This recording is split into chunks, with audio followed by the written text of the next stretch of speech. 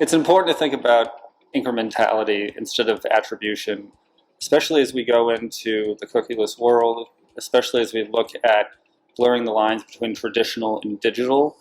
You can't always, despite the many attempts that marketers have made, it is challenging to assign attribution to a full funnel mix.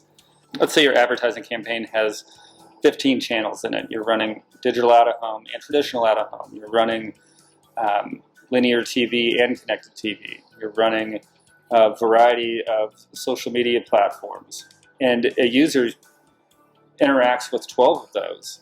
What percentage are you going to give of credit to each of those across each of those touch points? It's impossible to do.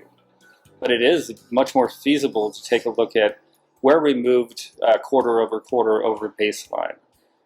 What media mix has worked for us, and taking into account several different KPIs, leading indicators of success, being able to map those out allow us to get a better picture of what improvements we actually made versus what we made previously.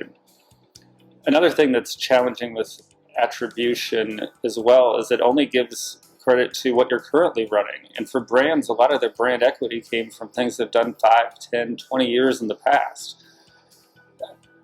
That's always going to be impossible to attribute specifically. The Got Milk campaign from the 1980s still is a reminder for people to buy milk, even though it's not running anymore.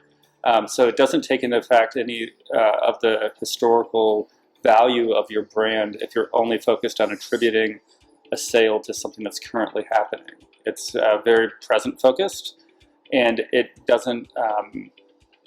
And even if you are just looking at what you're doing presently, if you're doing a lot of things, it becomes harder and harder to attribute a conversion or a bump in brand lift to one of those things or the other.